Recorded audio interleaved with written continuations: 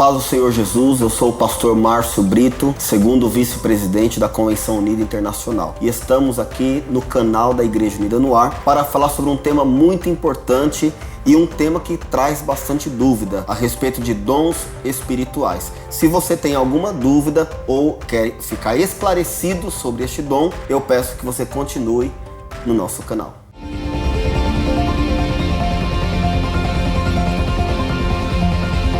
O apóstolo Paulo dá um exemplo para nós a respeito de dons espirituais. Primeira carta de Paulo aos Coríntios, no capítulo 12, ele fala sobre 9 dons espirituais. Os dons são esses: sabedoria, ciência, discernimento do espírito, profecia, variedade de línguas, interpretações de línguas, dons de cura, fé e operações de milagres. Eu gostaria de separar esses 9 dons em 3 classes. A primeira classe eu quero falar sobre dons de poder para saber, a segunda, dons de poder para falar, e a terceira, dons de poder para agir. O que seria dons de poder para saber?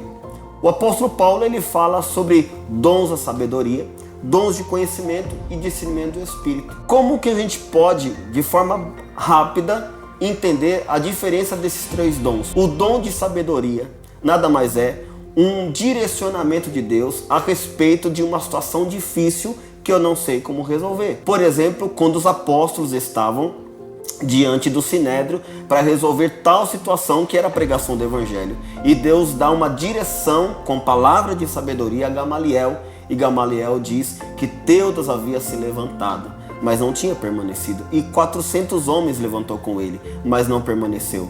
E Gamaliel ele disse que se for de Deus aqueles homens que permanecessem, ou seja, a palavra de sabedoria é quando Deus dá um direcionamento a respeito de uma situação que eu não sei como resolver. O apóstolo Paulo ele fala também sobre o dom do conhecimento. O dom do conhecimento é uma revelação de Deus de algo que eu ainda não sei. É quando Deus quer mostrar alguma coisa.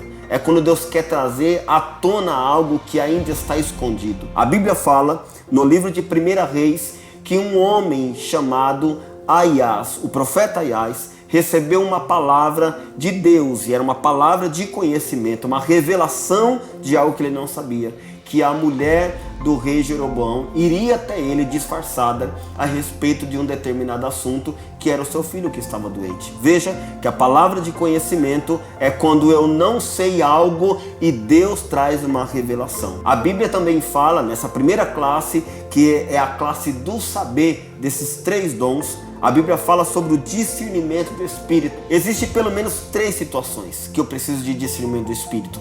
Se a pessoa está falando, se o homem está falando, direcionado pela sua própria alma, é uma vontade humana. A segunda, se é um espírito imundo.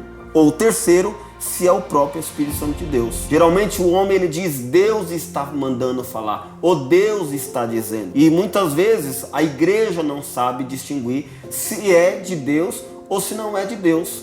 Pode ser de Deus, como pode não ser de Deus, ou pode também ser uma emoção do homem. A Bíblia fala que Pedro disse para Jesus que ele era o Cristo. Era uma revelação de Deus. Naquele mesmo cenário de Mateus 16, Pedro ele diz que Jesus não deveria ir para Jerusalém, não deveria ser morto, melhor dizendo. E a Bíblia fala que Jesus repreendeu esse espírito, dizendo que era um espírito de Satanás. Observe bem, este dom traz clareza se é do homem, se é de Deus ou se é um espírito maligno. Na segunda classe eu quero falar com vocês a respeito dos dons de falar. E nós encontramos então aqui 3 dons, que é o dom de profecia, que é o dom de variedade de línguas, e o dom de interpretação de línguas. Há um sinal que eu encontro aqui, uma forma de eu entender aqui o dom de profecia. Primeiro que o dom de profecia, ele é um dom que não é um dom contínuo. Pode acontecer em um culto e no outro não. A mesma coisa pode acontecer com variedade de línguas. Deus pode trazer uma variação de línguas a uma determinada pessoa, a um grupo de pessoas em um tempo específico, mas isso não pode acontecer. Isso geralmente não acontece em todos os cultos. Não é uma rotina da igreja. E por último, interpretação de línguas. É quando Deus usa um homem, um profeta, em línguas repartidas como de fogo, ou no nosso linguajar, línguas estranhas, e alguém que interprete essas línguas. Nessa segunda classe, então, pela fala, pelo poder de falar, eu consigo distinguir esses três dons. Dons de profecia, dons de variedade de línguas e dons de interpretação de línguas. E por último, eu quero falar com vocês sobre a terceira classe, que é o poder de agir. O apóstolo Paulo, escrevendo aos Coríntios, diz que existe dons de curar, existe dom da fé e existe operação de milagre. Observe comigo que a palavra dons de curar é a única das classes dos 9 que tem no plural. E nós encontramos aqui a forma de como Deus age na matéria da cura ou em relação à cura. Observe que Jesus curou o cego de Betsaida. E Jesus curou de uma forma. Jesus cuspiu em seus olhos e o curou. Observe que Jesus ele curou o cego de Jericó. E o cego de Jericó ele disse: a tua fé te salvou. A história conhecida nos faz ganhar tempo. A Bíblia também fala que Jesus ele curou o cego de nascença em João capítulo 9.